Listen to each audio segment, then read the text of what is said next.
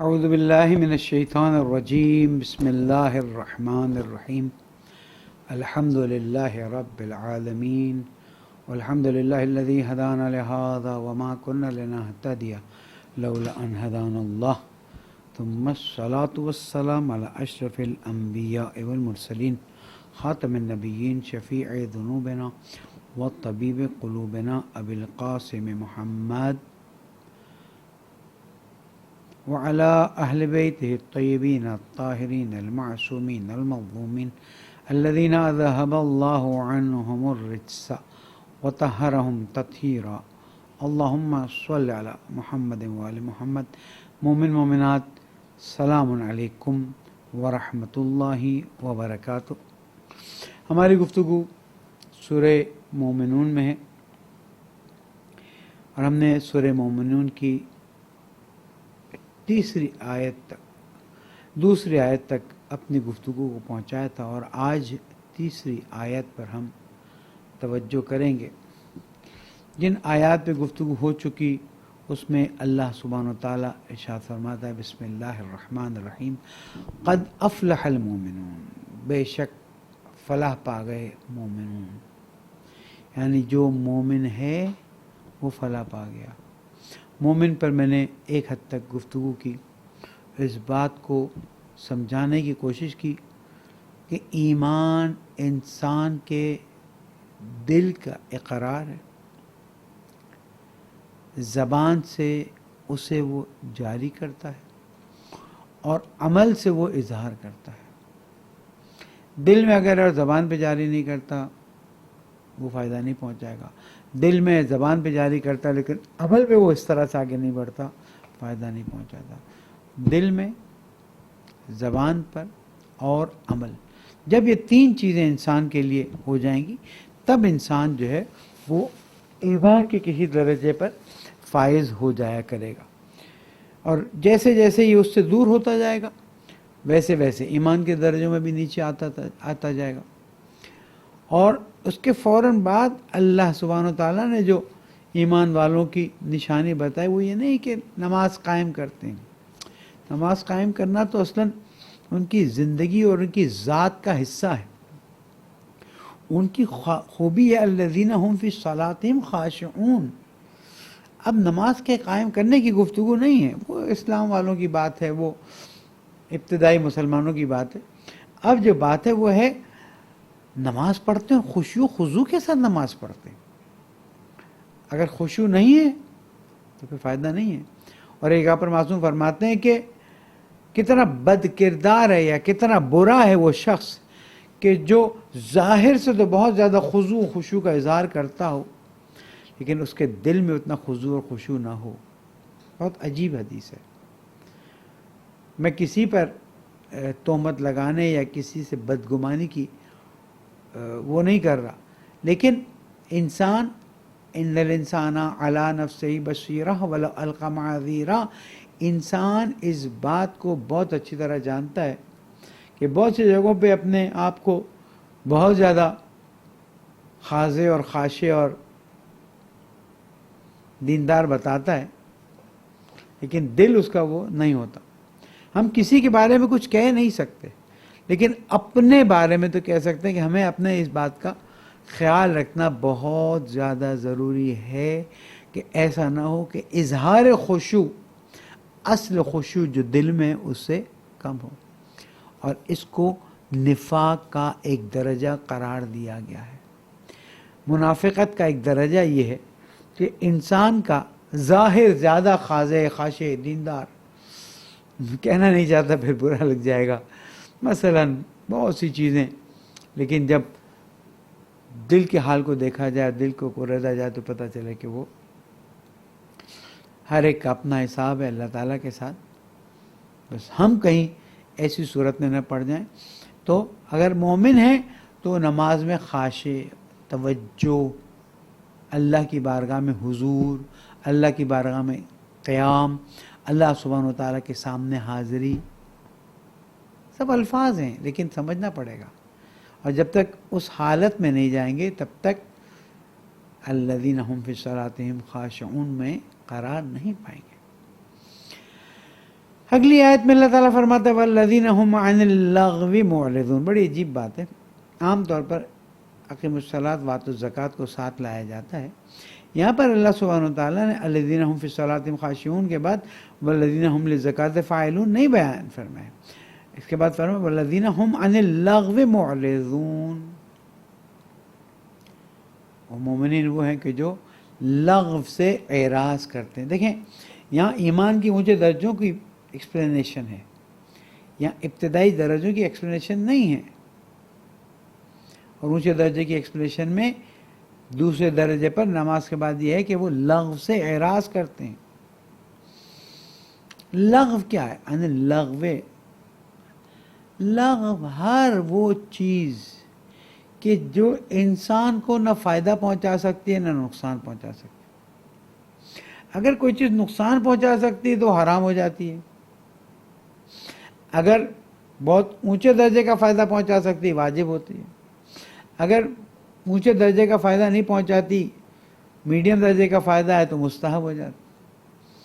اگر اونچے درجے کا نقصان نہیں پہنچاتی میڈیم درجے کا نقصان پہنچاتی مکروہ ہو جاتی. رات کو کھڑے ہو کے پانی پینا یا تیز گڑ گڑ گڑ گڑ پانی پی جانا، حالانکہ چیزیں بہت چھوٹی چھوٹی ہیں لیکن مکروہ دین میں قرار دی گئی. تو جہاں واجب و حرام مستحب اور مکروہ ہے وہاں پر بیچ میں ایک ایسی چیز آتی ہے جس کو ہم مباح کا نام دیتے ہیں، جس کو شریعت نے واجب نہیں کیا، مستحب نہیں کیا، حرام نہیں کیا، مکروہ نہیں کیا، مباح قرار دیا. لیکن بعض مباحوں میں بھی ایسی چیزیں ہیں کہ جو نہ فائدہ مند ہے نہ نقصان دہ. البتہ ایسا امکان نہیں رہتا، یا فائدہ مند ہے یا نقصان دہ ہے. چلے جائیے کسی بھی فعل قول عمل صورت میں چلے جائیے، آپ دیکھیں گے یہ صرف سمجھانے کے لیے کہا جاتا ہے کہ نہ وہ فائدہ مند ہے نہ نقصان دہ ہے. در حقیقت اگر کوئی چیز مومن کے لیے فائدہ مند نہیں ہے تو وہ آٹومیٹک نقصان دہ میں شامل ہو جاتی ہے. کیسے؟ دیکھیے معصوم فرماتے کہ مومن اپنے ہر لہجے کو ایک نیک چیز کے ذریعے تبدیل کرتا ہے.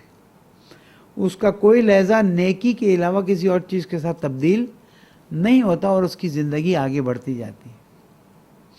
وہ چیز کے جو نیکی نہیں ہے برائی بھی نہیں ہے وہ اگر انجام دیتا ہے تو کم از کم اس نے گھاٹے کا سودا کیا ہے. کیوں گھاٹے کا سودا کیا؟ اس لیے اس نے اپنے قیمتی ترین سرمایہ جس کو سونا بھی نہیں کہا جا سکتا، جس کو وقت کہا جاتا ہے، گولڈ کے مقابلے میں اس کی بہت زیادہ حیثیت ہے. اگر اس نے اس وقت کو اس کام میں گزارا جس کا نہ فائدہ ہے نہ نقصان ہے، اس نے نقصان کیا.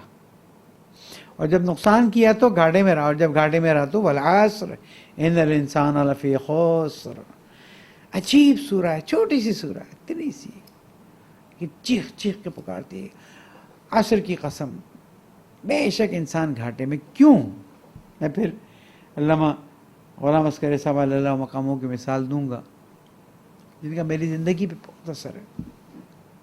کچھ اساتید ایسے ہیں کہ جنہوں نے میری زندگی پہ بہت اثر ڈالا. جہاں میرے والدین کا اپنا ایک حق بنتا ہے وہاں پر آیت اللہ ذوالشان جوادی صاحب علیہ اللہ مقاموں میں نے عرض کیا، صرف اشارہ کرتا ہے چلو اچھا ہے نیکوں کا، نیک لوگوں کا ذکر ہوتا رہے. علامہ غلام عسکری صاحب علیہ اللہ مقاموں اتنی سادی اور اتنی پیاری مثالیں دیتے تھے کہ دل میں اتر جاتی تھیں. آیت اللہ العظمی شیخ محمد ہادی معرفت رحمۃ اللہ علیہ اور آیت اللہ سید حسین مرتضی نقوی صاحب حفظہ اللہ تعالی، یہ وہ ہستیاں کہ جنہوں نے بہت میری زندگی پہ بہت، اور بھی بہت سے ہیں میں نہیں کہتا. آیت اللہ جناب ابن الرضا صاحب مرحوم علی اللہ مقامہ، یہ بڑی بڑی ہستیاں تھیں لیکن جنہوں نے باقاعدہ طور پر آیت اللہ تقدیر آیت اللہ رفیعان کا بھی حق اپنی جگہ پر ہے. خنسار میں ہمیں تربیت کی مختلف زاویوں سے گزارتے تھے، کبھی ڈانٹ سے، کبھی پیار سے، کبھی علمی گفتگو، کبھی اخلاقی گفتگو. بہرحال تو علامہ غلام عسکری صاحب فرماتے تھے کہ والعصر ان الانسان لفی خسر، اس کی مثال ایسی ہے کہ ایک انسان کنویں کے دہانے پہ لٹکا ہوا ہے اور ایک سفید چوہا اور ایک کالا چوہا اس کی اس رسی کو کاٹے جا رہا ہے، کاٹے جا رہا ہے، کاٹے جا رہا ہے، کسی وقت بھی وہ رسی کٹے گی اور وہ کنویں کے اندر داخل ہو جائے گا، کنویں میں گر جائے گا۔ فرماتے ہیں یہ تشبیہ ہے انسان کی زندگی سے، سفید چوہا دن ہے اور سیاہ چوہا رات ہے، یہ اس کی رسی کو کاٹتے جا رہے ہیں، کاٹتے جا رہے ہیں، یہ زندگی گزرتی جا رہی ہے، ہر لمحہ اللہ کی نعمت ہے ہمارے لیے۔ ثم لتسألن یومئذ عن النعیم، اللہ معاف کرے، ہمیں ہر لمحے سوال کیا جائے گا ان نعمتوں سے۔ بے شک اس کی اتم مثال ولایت ائمہ معصومین علیہ السلام ہے، لیکن یہ بھی مثال اپنی جگہ پر ہے کہ جو زندگی کی نعمت تمہیں دی گئی تھی اس نعمت کا تم نے کیا کیا، جو زندگی تمہیں عطا کی گئی تھی۔ تو لغو چیزیں وہ ہیں، دیکھیں لہو و لعب کا بھی ایک عنوان موجود ہے اور شریعت نے لہو و لعب کو حرام قرار دیا ہے۔ چھوٹی سی مثال دوں اپنی ذمہ داری پہ، یہ جو 5 دن کی کرکٹیں ہوتی تھیں یہ کیا ہے؟ لہو و لعب، بیکار بیٹھا ہے، پوری دنیا بیٹھی ہوئی بیکار 5 دن تک۔ پھر آپ کہیں گے T20 کے بارے میں کیا کہتے ہیں؟ چلے T20 پھر بھی چند گھنٹوں میں ایک چیز فارغ کر دیتی ہے، اگرچہ کہ وہ بھی انسان کی زندگی کے وقت کو، مومن کی زندگی کے وقت کو ضائع کرتی ہے، لیکن چلیں پھر بھی ہم کہتے ہیں کہ اس میں وہ والا عنصر نہیں جو 5 دن صبح شام۔ اسکول کے زمانے میں مجھے یاد ہے چھوٹا سا ریڈیو لے کے بیٹھے رہتے تھے، کلاس ختم ہوئی فوراً کیا ہوا، پھر سب شور شرابہ، پورے 5 دن ایسے لگتا تھا جیسے دنیا سٹاپ ہو گئی۔ تو یہ لہو اللعب سے گریز کرنے کا حکم دیا ہے، اس کو حرام قرار دیا گیا ہے، اور وہ موسیقی بھی جو کہ لہو اللعب کے عنوان میں شامل ہوتی ہے، اس موسیقی کو بھی حرام قرار دیا گیا ہے، اور ساتھ ساتھ ہر وہ کھیل جو انسان کی زندگی کو ضائع کرے۔ ایک وقت ورزش ہے، شریعت پسند کرتی ہے، مستحب ہے، اگر اس میں جوا نہ لگ، گھڑ سواری ہے، سوئمنگ ہے، واکنگ ہے، جاگنگ ہے، حتیٰ فٹ بال، کرکٹ، یہ گیمز اگر اس میں جوا نہیں لگ رہا ہے اور ایک حد تک آپ کھیل کے اپنے بدن کو تر و تازہ کرتے ہیں تو شریعت اس کی ممانعت نہیں کرتی ہے۔ شریعت اس کی ممانعت کرتی ہے کہ آپ ٹی وی کے سامنے بیٹھیں، 1 چینل 2 چینل، اس میں مزہ نہیں آ رہا، اس میں مزہ نہیں آ رہا، اس میں اب کسی چیز کی تلاش میں آپ کو مل نہیں رہا، آپ سیٹسفائی نہیں ہو رہے اور گھنٹوں نکل جاتے ہیں۔ یا موبائل فون جو اتنی بڑی نعمت ہے، بیٹھیں گھنٹوں اس پہ، فضولیات بھی آ رہی ہیں، مفید بھی آ رہی ہیں، نقصان دہ بھی آ رہے ہیں، حلال بھی آ رہے ہیں، حرام بھی آ رہے ہیں، لگے ہوئے ہیں۔ ایک وقت ہے کہ کوئی باقاعدہ اس سے تبلیغی کام کر رہا ہے یا کوئی اپنی ذمہ داری اسے ادا کر رہا ہے، ظاہر ہے ہماری گفتگو اس کے بارے میں نہیں، لیکن جو لوگ قطعاً اور قطعاً کسی بھی صورت میں اپنے اوقات کو سوشل میڈیا پر ضائع کرتے ہیں یہ گناہ کی طرف جا رہے ہیں۔ میں ڈائریکٹ نہیں کہوں گا لیکن یہ گناہ کی طرف گامزن ہیں، اور اس میں اتنی جذابیت ہے کہ انسان اس کو تصور نہیں کر سکتا۔ تو لہو اللعب ایک مرحلہ ہے اور لغو ایک اور مرحلہ ہے۔ لغو ایک نیچے کا مرحلہ ہے اور لہو اللعب ایک اونچا مرحلہ ہے۔ کیوں اللہ سبحانہ وتعالیٰ نے والذین هم عن اللہو واللعب معرضون نہیں کہا؟ اس کی وجہ کیا ہے؟ اس کی بہت سادہ وجہ یہ ہے کہ مومن سے توقع نہیں کی جاتی کہ وہ لہو واللعب کی طرف جانے کا سوچے گا بھی، مومن کی توقع نہیں کی جاتی کہ وہ لہو واللعب کی طرف جانے کا سوچے گا بھی، مومن سے یہ بھی توقع نہیں کی جاتی لغو کی طرف بھی جائے گا۔ بہت سی مثالیں ہیں، تھوڑا برا بھی مانا جاتا ہے، بہت زیادہ فیشن کی طرف جانا کیا ہے؟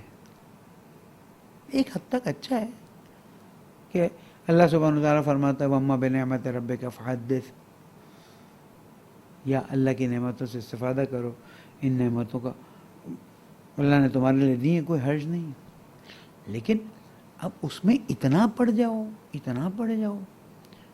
اور میں واضح طور پر کہوں گا، شادی کے سلسلے میں جو اتنی زیادہ تیاریاں کی جاتی ہیں، آیا یہ لغو نہیں ہے؟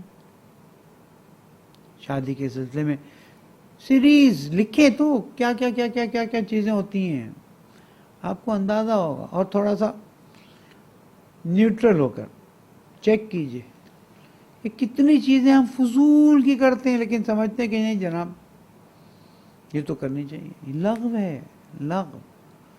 یعنی مومن سے لہو و لعب کی طرف جانے کی توقع تو کی ہی نہیں جا سکتی ہے. جو الذین هم فی صلاتہم خاشعون ہیں، جن کو اللہ سبحانہ وتعالی فرما دیا قد افلح المومنون، کمپلیٹ سکسیس، 100% رزلٹ.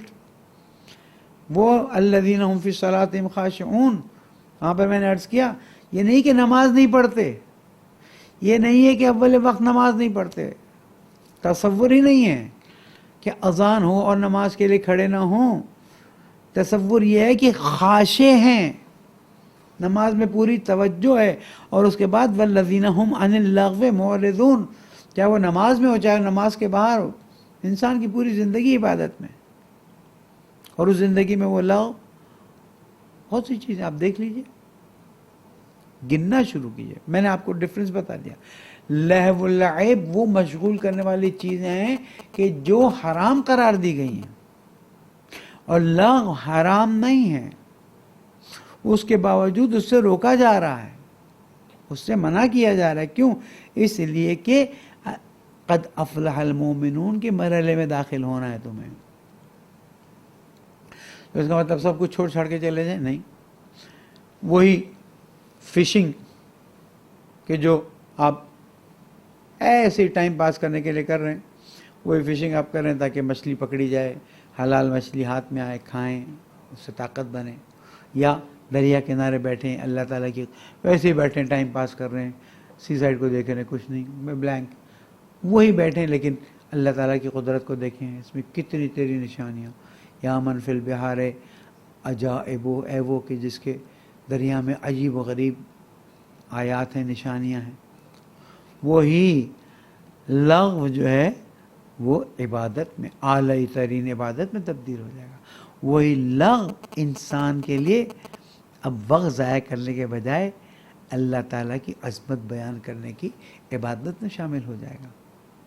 لیکن بہت سے لغو ایسے ہیں جن کی آپ توجیہ بے شک کریں، جس کے لیے آپ ایکسپلینیشن بے شک دیں، لیکن اس مرحلے پر نہیں آ سکتی جس میں ہم عبادت کہیں. بعض مثالیں اس میں کنفیوژن پیدا ہو سکتا ہے کہ اتنی کھانے پکانے کی ڈشیں، آیا واقعاً اتنے کھانے پکانے کے مسائل میں انسان کا انوالو ہونا؟ خود تشخیص خود دیجیے گا. میرا کام ہے توجہ دلانا، لغو تو نہیں. گھر کی ڈیکوریشن پہ اتنا ٹائم پاس کرنا لغو تو نہیں ہے. کیوں؟ جیسے کہ مومن سے توقع نہیں کی جاتی کہ وہ ایسی چیزوں میں ٹائم گزارے کہ جس میں انسان اللہ سے غافل ہو جائے. جہاں اللہ سے غافل ہوا، خشیعت سے باہر نکلا، وہاں قد افلح سے. میں رمضان سے پہلے ابتدائی گفتگو میں عرض کیا تھا کہ ہماری زندگی سنیک اینڈ لیڈر والی زندگی ہے. Snack and leader, snack and leader. جاتے جاتے جاتے جاتے ماہ رمضان آئے، اوپر چڑھ گئے، جاتے جاتے نامحرم پہ نظر کی، نیچے آ گئے، پھر جاتے جاتے تھوڑا سا اوپر آ گئے، پھر کسی کی دل آزاری کی، پھر نیچے آ گئے. سنبھالنا پڑے گا. لغو بھی انہی چیزوں میں سے. لغو میں گناہ نہیں ہے. دیکھیں یہاں گناہ کی لیول کی باتیں نہیں ہونی، یہاں بہت ہی نچلی سطح کے مسلمانوں اور دینداروں کی بات نہیں ہو رہی. یہاں پر قد افلح المومنون سرٹیفیکیشن، ایمان کی سرٹیفیکیشن، وہ بھی اللہ تعالیٰ کی طرف سے، جس کی اتم مثال ائمہ معصومین علیہ السلام ہے، جن کی اتم مثال حضرت فاطمہ زہرا سلام اللہ علیہ. لیکن ہمیں بھی آہستہ آہستہ اس طرف آگے بڑھنے کا حکم آیا. اسی لیے کہا گیا کہ وہ لوگ ہیں کہ جو لغو سے اپنے آپ کو اعراض کرتے ہیں. ہو سکتا ہے کبھی کبھار ضرورت پڑے اس میں مشغول ہو جائیں بعض تقاضوں کی خاطر، نہ یہ کہ وہ پسند کرتے ہیں اس میں، لیکن اکثر وہ احتیاط کرتے ہیں، اپنے آپ کو باہر نکالتے ہیں اور اپنی زندگی کو لغو میں ضائع نہیں کرتے۔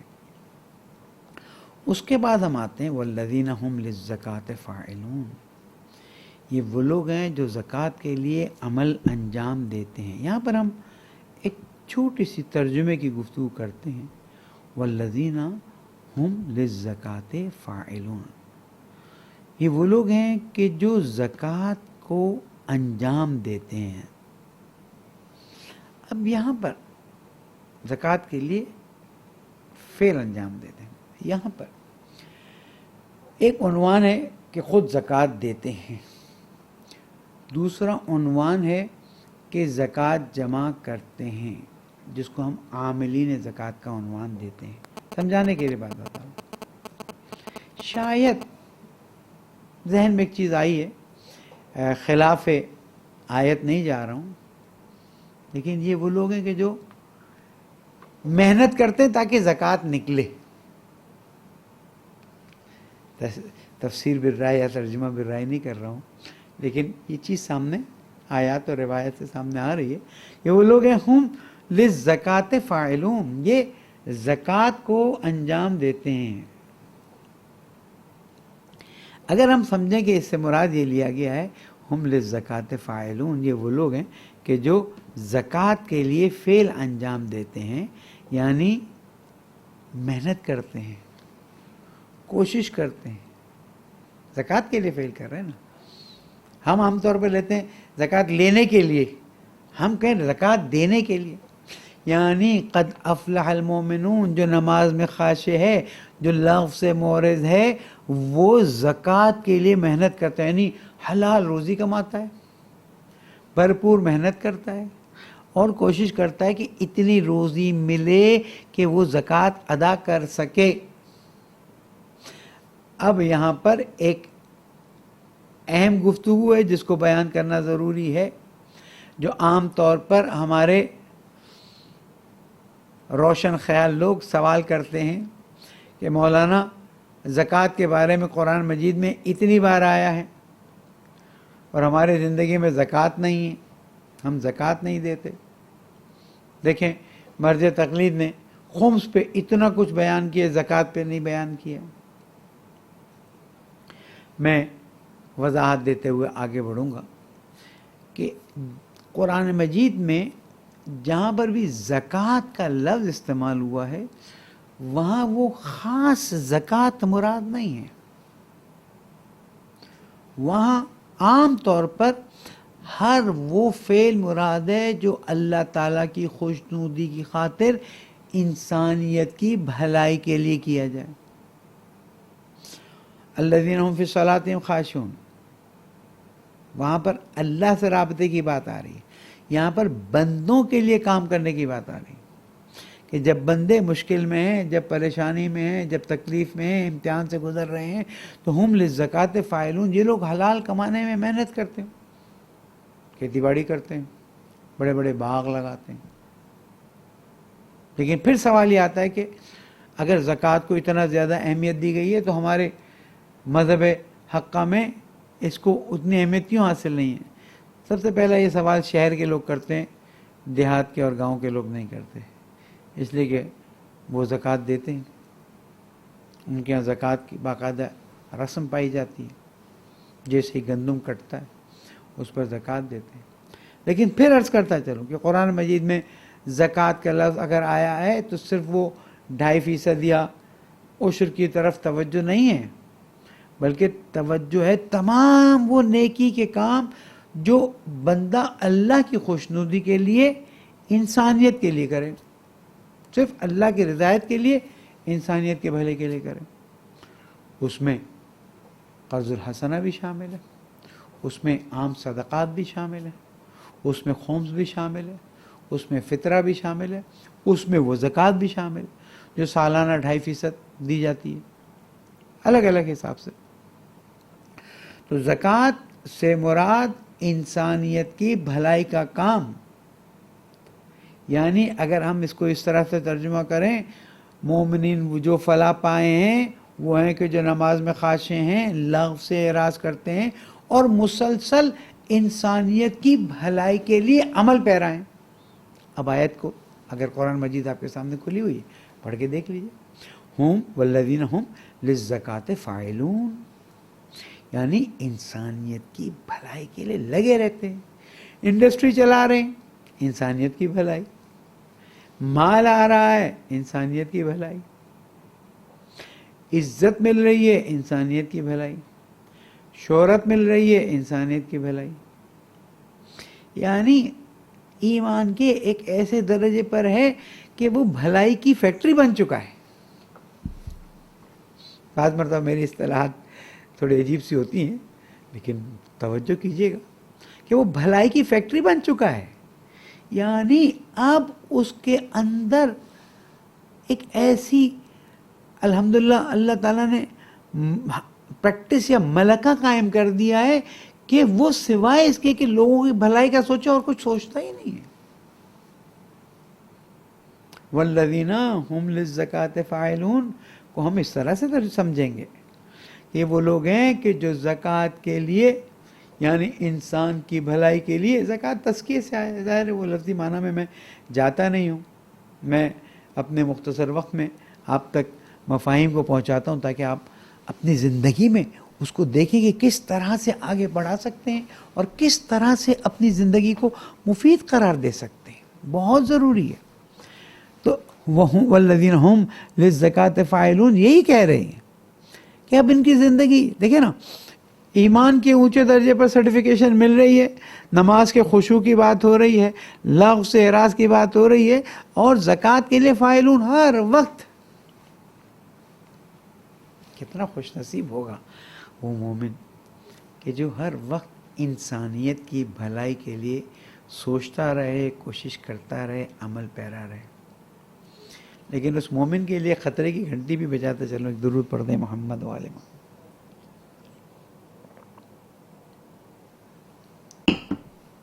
اس مومن کے لیے خطرے کی گھنٹی بھی بجاتے چلو کہ ایسا نہ ہو کہ وہ لوگوں کے بھلائی اور خیر کے کاموں میں اتنا مشغول ہو جائے کہ اپنے وظائف سے وہ بے خبر ہو جائے اور پھر مشکلات کا سامنا کرنا پڑ جائے۔ یہ بیلنس کرنا بہت ضروری ہے، مشکل بہت ہے لیکن بہت ضروری ہے۔ جب تک یہ بیلنس نہیں ہوگا کام آگے نہیں بڑھے گا۔ اس لیے جب آپ ایمان کے اونچے درجے پر ہیں، نماز میں خشوع کے عالی درجے پر جانے کی کوشش کر رہے ہیں، لغو سے اعراض کر رہے ہیں، اور ایک ایسی حالت ہے کہ خود بخود لغو سے دوری ہو ہی جاتی ہے، اتنا ایمان کے اونچے درجے پر ہیں، تو جب زکوٰۃ انجام دیتے ہیں تو وہم للزکاۃ فاعلون، وہ زکوٰۃ گھر کے لیے بھی، وہ نیکی کی کوششیں گھر کے لیے بھی، وہ نیکی کی کوششیں محلے والوں کے لیے بھی، وہ نیکی کی کوششیں اپنے ہم شہریوں کے لیے، اپنے رشتہ داروں کے لیے، پھر اس کے لیے وہ عام ہے۔ دیکھیں چراغ جب جلتا ہے تو وہ جو بھی اس سے استفادہ کرنا چاہتا ہے وہاں پر اس کو دیتا ہے، یہ نہیں کہتا یہ میرا ہے، یہ میرا نہیں ہے، یہ میرے لیے نقصان دہ ہے، یہ میرا برا سوچتا ہے، یہ میرا دشمن ہے۔ نہیں، چراغ نے نور دیا تو نور دے دیا۔ مثال موم بتی کی دی جاتی ہے، ہم چراغ کی دے رہے ہیں یہاں پر۔ اسی طرح سے مومن ہے، مومن کے ایمان کی خوشبو دور دور تک جاتی ہے، مومن کے استفادے کی خوشبو دور دور تک جاتی ہے، اور مومن کہیں بھی نیکی کے کاموں میں سلیکٹو نہیں ہوتا۔ اللہ کے بندوں کے لیے اپنی مرضی، اپنی خوشی، میرا دوست میرا دشمن نہیں۔ کیا فرمایا امیر المومنین علی بن ابی طالب علیہ السلام نے؟ یہ مومن وہ ہے جو اللہ کے لیے دوست بنائے اور اللہ کی خاطر دشمنی بنائے، اللہ کے لیے نیک کام کرے اور اللہ کی خاطر برائی سے بچے۔ یعنی اس کی زندگی کا ملاک ہی اللہ تعالیٰ کی ذات ہے، اس کے علاوہ کچھ بھی نہیں۔ لیکن ہم آتے ہیں اور اس وقت زکوٰۃ پر ایک مختصر گفتگو کرتے چلتے ہیں تاکہ وہ بھی واضح ہو جائیں۔ دیکھیں زکوٰۃ جو ہے وہ ایک کلی عنوان ہے اس کے ماتحت تمام واجبات مالی آتے ہیں. زکوٰۃ فطرہ زکوٰۃ کے ہیڈنگ میں آتی، زکوٰۃ مال زکوٰۃ کی ہیڈنگ میں آتی، خمس زکوٰۃ کے ہیڈنگ میں آتا. ہر وہ مال جو انسان نے اپنے اوپر اللہ تعالیٰ کے لیے واجب کیا ہو، چاہے نذر سے، چاہے قسم سے، یا کچھ بھی، وہ بھی زکوٰۃ کی ہیڈنگ میں آتا. اس کے بعد مستحب زکوٰۃ کون سی کہلاتی ہے؟ وہ جو انسان، جو ہم صدقات کا عنوان دیتے ہیں، وہ جو انسان اپنے بیوی بچوں پہ خرچ کرتا ہے، وہ جو انسان اپنے رشتہ داروں پہ خرچ کرتا ہے، وہ جو انسان لوگوں کے مسائل کو حل کرنے کے لیے خرچ کرتا ہے، یہ سارے مال ہو گئے. اس کے بعد وہ زبان جو انسان کسی کی بھلائی کے لیے کام کرے، پھر وہ مستحب زکوٰۃ میں آ جائے گی. صدقات جس کو کہتے ہیں، زکوٰۃ کا عنوان صدقے کا عنوان بھی ہے. وہ آپ کی پوسٹ اور آپ کی اہمیت، اس کو آپ مومنین کے لیے استعمال کرتے ہیں. وہ آپ کی عزت، وہ آپ کی شہرت، اس سے آپ استفادہ کرتے ہیں اور مومنین کو فائدہ پہنچاتے ہیں. تو آپ نے دیکھا زکوٰۃ کی فرسٹ لائن، زکوٰۃ کی سیکنڈ لائن، زکوٰۃ کی تھرڈ لائن، یہ سب الگ الگ لائن ہیں. لیکن ہم عام طور پہ زکوٰۃ صرف وہی جو کشمش، گندم، اونٹ، بیل، گائے اور بکرے اور جو اور کشمش پہ لگاتے ہیں، اور سونا اور چاندی پہ لگاتے ہیں. ٹھیک ہے، ہمارے مہاراجہ کرام نے فرمایا ہے کہ ان چیزوں پہ زکوٰۃ فرض ہے، اور توضیح المسائل میں لکھا ہوا ہے. لیکن بعض مہاراجہ کرام نے یہ بھی فرمایا کہ جو انویسٹمنٹ کا مال ہے، وہ اگر آپ کے پاس 11 مہینے پڑا رہے تو 12ویں مہینے اس پہ زکوٰۃ لازم آ جائے گی. اس کو کیوں نہیں لیتے، اس کو کیوں نہیں سمجھتے؟ اور اگر ہم آپ کو ایک چھوٹا سا فارمولا دے دیں کہ ہر وہ مال جو لیکوڈ فارم میں آپ کے پاس اویلیبل ہے، ایزیلی انکیشیبل ہے، جیسے ہی آپ کو ضرورت ہو آپ گئے، آپ نے کیش کرا لیا، چاہے وہ سٹاک کی صورت میں، چاہے وہ کسی بانڈ کی صورت میں، چاہے وہ گولڈ کی صورت میں، چاہے وہ بینک اکاؤنٹ کی صورت میں، تاریخ فکس کی، جس پہ بھی 11 مہینے گزر گئے، 12ویں مہینہ آپ پر اس پہ زکوٰۃ لازم آ جائے گا. زکوٰۃ ہر سال لازم آتی ہے، 2.5% آپ کو دینا ہے. خمس کیا ہے؟ جب پورا سال گزر جائے، جو بھی آمدنی اور خرچ ہوتے رہے، اینڈ آف دا ایئر اگر آپ کے پاس کچھ بچا ہے تو اس پہ خمس ہوگا، نہیں بچا ہے تو خمس نہیں ہوگا. نمبر 1، اگر یہ آپ کے پاس خمس دے دیا اور پھر اگلے سال بھی بچا ہوا ہے تو اب اس رقم پر خمس نہیں ہوگی، لیکن زکوٰۃ ہر سال آپ کو دینی ہوگی. اور فطرہ بھی اسی طرح سے کہ 3 کلو. اب علماء نے گندم کا بھی کہا ہوا ہے، جو اور کشمش کا بھی کہا ہوا ہے کہ جب عید کا چاند نظر آ جائے تو انسان پر وہ فرض ہو جاتا ہے، جو صاحب استطاعت ہے اس پہ فرض ہو جاتا ہے. ہم یہاں پر یہ سجیسٹ کرتے ہیں کہ صاحبان استطاعت. بعض علماء فرماتے ہیں کہ نہیں بس گندم کا دے دو ٹھیک ہے. نہیں، دیکھیں یہ فقیر کا حق بنتا ہے خوشی منانے کے لیے جو اللہ تعالیٰ نے ہم پر فرض کیا ہے. اگر ہماری استطاعت کشمش کی ہے تو ہم کشمش کے نکالیں. اگرچہ کہ کہا گیا کہ جو اغلب کھانا ہے، یعنی ہر روز جو زیادہ تر کھایا جاتا ہے، کہیں روٹی کھائی جاتی ہے، کہیں چاول کھایا جاتا ہے، ہم کہتے ہیں کہ گوشت کھاتے ہیں نکالیں، کوئی مشکل نہیں، منع نہیں، حرام نہیں قرار دیا گیا ہے.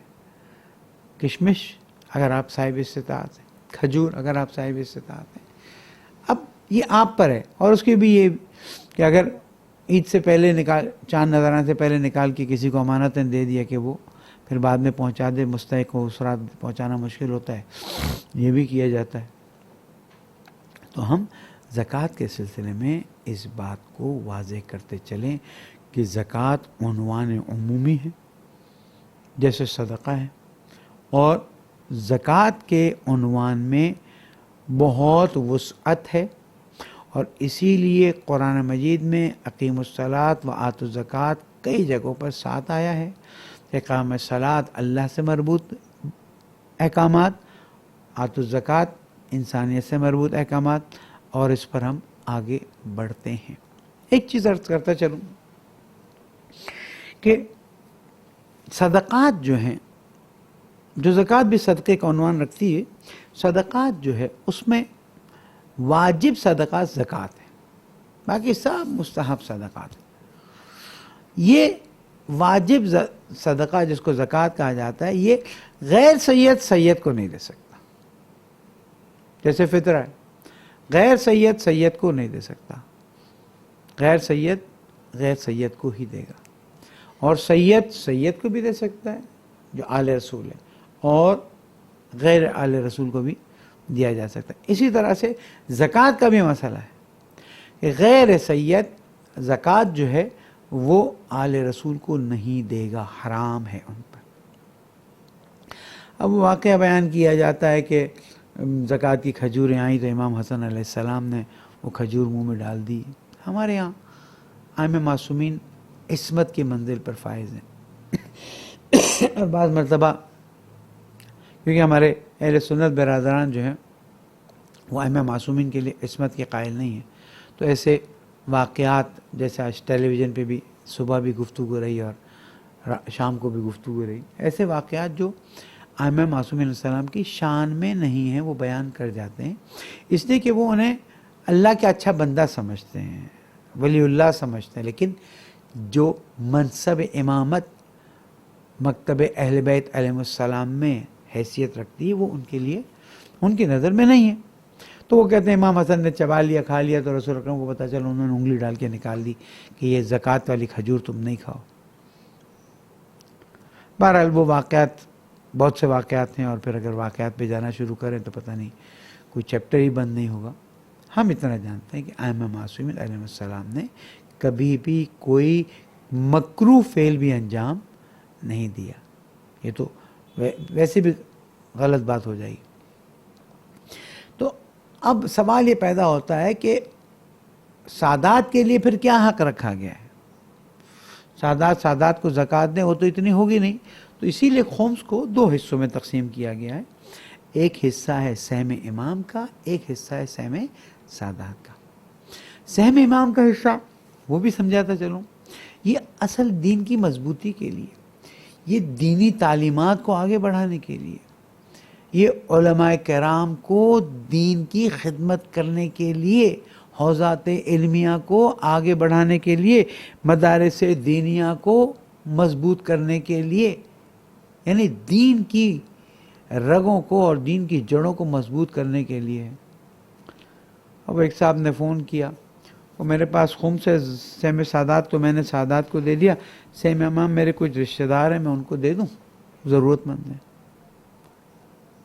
اگر ہم کہیں نہیں تو کہتے ہیں دو، مولوی کو تو خمس کھانے کے علاوہ کوئی کام ہی نہیں ہے، اور اگر ہم کہیں دے دو اور ہر ایک نے یہی کام شروع کر دیا تو یہ دینی مراکز، اور اب کرونا وائرس کے بعد کیا صورتحال ہوتی ہے؟ ہمیں دین کو مضبوط کرنے کے لیے جائیں نا، میں تو پاکستان میں بیٹھا ہوں، جو خدمت ہو سکے کر رہا ہوں، سندھ، بلوچستان، پنجاب، KPK، گلگت بلتستان، آزاد کشمیر، آپ دیکھیں مدارس کا حال کتنا خراب ہو رہا ہے۔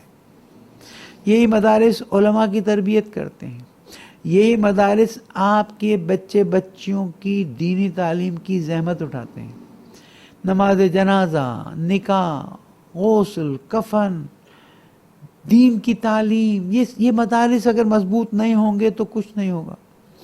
خدا را خمس کا سہم امام کا حصہ غیبت امام زمانہ عجل اللہ تعالی فرج و شریف میں دین اسلام کی مضبوطی کے لیے، حوزات علمیہ کی مضبوطی کے لیے۔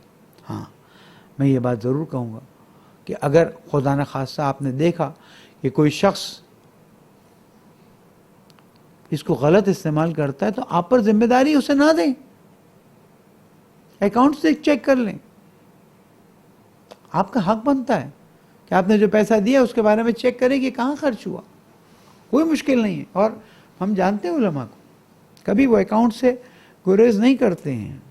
یہ الگ بات ہے کہ کبھی کبھار ان کو برا لگتا ہے کہ ہم پہ بھروسہ نہیں ہے۔ میں چھوٹا ہوں لیکن نصیحت ضرور کروں گا کہ اگر آپ کے اسپانسرز یا آپ کے پاس خمس دینے والے افراد آپ سے حساب مانگتے ہیں، کھول کے سامنے رکھ لیجئے، کوئی اس میں شرمانے کی بات نہیں، کوئی اس میں گھبرانے کی بات نہیں۔ کیوں؟ اس لیے کہ اس سے اعتماد بڑھتا ہے، اس سے مزید لوگ کانفیڈنس ڈیولپ کرتے ہیں۔ الحمدللہ رب العالمین، تجربے نے اس بات کو ثابت کیا ہے کہ جتنا آپ نے ٹرانسپیرنسی اور کلیئرنس رکھی ہے، اتنا آپ کی طرف لوگوں نے زیادہ توجہ کی۔ اور باقی اللہ پر بھروسہ کریں۔ کیوں ہم لوگوں پر بھروسہ کریں، ہم اللہ پر بھروسہ کیوں نہ کریں؟ اس لیے خمس سہم امام لازمی طور پر، یہ چندہ نہیں ہے۔ ایک صاحب کہیں دبئی میں تھے ایک زمانے میں، مولانا یہ اب کیا خمس کی اجازت لینا، یہ میں نے یہاں رکھ لی اپنے پاس، بالکل الگ رکھیں حساب، جہاں کوئی کچھ مانگنے آتا ہے اس کو دے دیتا ہوں۔ ہر چیز کی شرائط ہوتی ہیں۔ اور پھر میں سوال کرتا ہوں، خمس تو 5واں حصہ ہے۔ مجھے آیت العظمہ گل پائگانی کی طرف سے ایک بار موقع ملا میڈاگاسکر جانے کا، تو وہاں کے کسی ایک شہر میں، شہر کا اب نام نہیں لیتا، مجھے ایز اے ریپریزنٹیو دعوت دی گئی، میں گیا وہاں پر۔ تو وہاں پر ایک درخواست، جیسا عام طور پر درخواست تیار کی گئی کہ ہمیں یہاں پر ایک مسافر خانہ بنانا ہے، اس لیے کہ مومنین بہت آتے جاتے ہیں، ان کو زحمت ہوتی ہے، اس کے لیے 90s کی بات کر رہا ہوں، $2 لاکھ کی ضرورت ہے۔ خیر، تقریر کا موقع آیا، ہم بھی ممبر پہ چلے گئے، گفتگو کرتے کرتے کرتے میں نے کہا کہ مجھے یہ تقاضا ملا ہے کہ $2 لاکھ مجھے، میں آغا سے سیم امام کا اجازت دلوا دوں تاکہ یہاں پر مسافر خانہ بنے اور مومن کی ضرورت پوری ہو۔ میں نے کہا $2 لاکھ سیم امام کا مطلب ہے $2 لاکھ سیم سادات بھی ہے، یعنی $4 لاکھ، اور $4 لاکھ اگر جمع ہو رہا ہے تو اس کا مطلب ہے اس کے پیچھے $20 لاکھ ٹوٹل آمدنی ہے، جس کا 5واں حصہ جا رہا ہے۔ تو وہ جو $20 لاکھ آئے ہوئے ہیں، اس سے ایسا کوئی مسافر خانہ کیوں نہیں بناتے؟ امام کی جیب سے کیوں نکالنا چاہتے ہو؟ یہ ٹرینڈ بہت خطرناک ہے، یہ بہت خطرناک ٹرینڈ ہے کہ ہم اپنا چوتھا 4 حصے ہم اپنے نکال لیتے ہیں، 5واں حصہ جو امام کا نکالتے ہیں تو ہم سمجھتے ہیں کہ جناب وہ اب ہم وہاں خرچ کریں جہاں ہمارا دل چاہتا ہے۔ مت کریں ایسا، وہ چوتھے حصے میں سے 4 حصوں میں سے نکالیں نا ایک، اور جو آپ کے معاشرے کے ضروریات ہیں، آپ کے اطراف کے لوگوں کے ضروریات ہیں۔ خمس کیا ہے؟ پورا سال اپنے اسٹینڈرڈ کے مطابق خرچ کیا، سال ختم ہوا، جو بچا ہے وہ اس میں سے 5واں حصہ نکالنا ہے، یعنی 4 حصے آپ کے ابھی بینک میں پڑے ہوئے ہیں یا انویسٹمنٹ میں پڑے ہوئے ہیں۔ کیا جواب دوں گا میں کل اللہ تعالیٰ کو کہ میں اپنے 4 حصے دبا کر اور 5ویں حصے پہ نظر رکھتا ہوں اور کہتا ہوں کہ جناب۔ اور ایک اور درخواست ہے، جہاں پر بھی سہم امام سکولز، کالج، یونیورسٹیز وغیرہ وغیرہ وغیرہ جو بھی ہاسپٹل استعمال ہوتے ہیں، وہاں پر باقاعدہ طور پر جیسے ڈونرز کی تختیاں لگائی جاتی ہیں، وہاں پر امام کی نام کی تختی لگائی جائے۔ دیکھ لیجئے، جو دوسرے کو اپنا امام کہتے ہیں وہ تو اپنے امام کی تختی لگاتے ہیں، ہم اپنے امام کی تختی لگانے سے کیوں ڈرتے ہیں؟ والذین هم للزکاة فاعلون، یہ وہ لوگ ہیں جو زکوٰۃ پر پوری طرح سے زکوٰۃ کے لیے عمل کرتے ہیں۔ اب چاہے وہ محنت کرتے ہیں تاکہ زکوٰۃ دی جا سکے، چاہے وہ اپنے مال میں سے زکوٰۃ نکال کر لوگوں تک پہنچانے کی محنت کرتے ہیں، چاہے وہ زکوٰۃ کے مال کو پہنچانے کے لیے ایک سسٹم بناتے ہیں۔ بالآخر جو کچھ بھی ہے، اللہ تعالیٰ نے ہمارے مال میں اپنا حق رکھا ہوا ہے، اللہ تعالیٰ نے ہماری صحت میں اپنا حق رکھا ہوا ہے، اللہ تعالیٰ نے ہماری شہرت میں، ہماری عزت میں، ہمارے مقام میں، ہر چیز میں اپنا حق رکھا ہوا ہے۔ اس حق کو ادا کر دیجئے۔ واجب حق تو ادا کرنا ہی ہے نا، مستحب حق ادا کیجئے۔ جو حق اللہ نے نہیں مانگا وہ بھی ادا کیجئے، کر کے تو دیکھیے اس ماہ مبارک میں، پھر دیکھیے کہ زندگی کتنی شیرین ہوتی ہے، زندگی کتنی لذیذ ہوتی ہے۔ کیوں؟ اس لیے کہ جب انسان اللہ کے لیے خرچ کرنا شروع کرتا ہے، اپنے دل کو کھولتا ہے، تو آپ تصور نہیں کر سکتے ہیں کہ اللہ سبحانہ و تعالیٰ پھر جب اپنا دل کھولتا ہے تو کہاں سے کہاں انسان کو پہنچا دیتا ہے۔ اور جس کو اللہ اپنے لطف و کرم میں اور تفضل میں شامل کر دے، اس کی زندگی کتنی شیرین ہو جاتی ہے۔ یہ پیروں کی زنجیروں کو نکالیں، چھوڑیں۔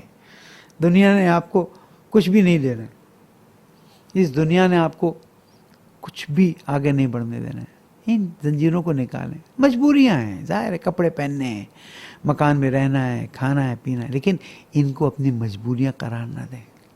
لن تنالوا البر حتى تنفقوا مما تحبون.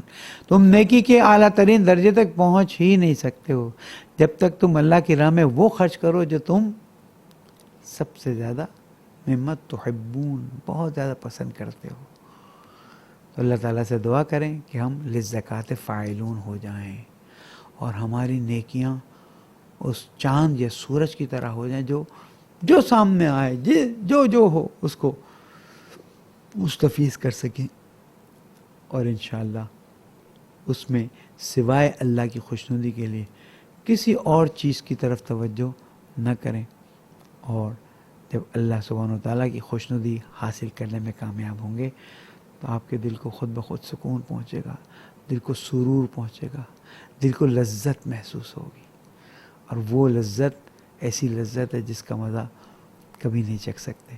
اور پھر جب آپ انتظار کریں گے کہ اللہ سبحانہ و تعالیٰ آپ کو موت کے بعد قیامت میں جنت میں وہ مقامات عطا کرے گا کہ کوئی حد نہیں. اور اہل بیت علیہ السلام کی جب شفاعت نصیب ہوگی تب آپ کو اطمینان حاصل ہوگا کہ ہاں ہم نے دین دنیا آخرت سب کچھ کما لیے. پالنے والے ہماری عاقبت بخیر فرما، ہماری پریشانی کو دور فرما، اس بیماری کے شر سے ہمیں محفوظ فرما، امریکہ اور اس کے اشرار سے ہمیں محفوظ فرما، نظام اسلامی کی حفاظت فرما، جہاں جہاں مومنین ان کی جان مال آبرو کی حفاظت فرما، ہم سب کی عاقبت بخیر فرما، ہماری نسلوں کی اصلاح فرما دے، جو تیرے دین کے لیے کام کر رہے ہیں ان کی گھروں کو آباد فرما دے، بیماروں کو شفاء کامل عطا فرما، مرحومین شہداء کے درجات بلند فرما، بے گناہ اسیروں کو آزاد فرما، ہماری عاقبت بخیر فرما، زمانے کے امام کو ہم سے راضی فرما، ان کے ظہور میں تعجیل فرما. ان اللہ و ملائکۃہ یصلون علی النبی یا ایھا الذین آمنوا صلوا علیہ وسلم تسلیما. اللہم صل علی محمد و آل محمد وعجل فرجہم.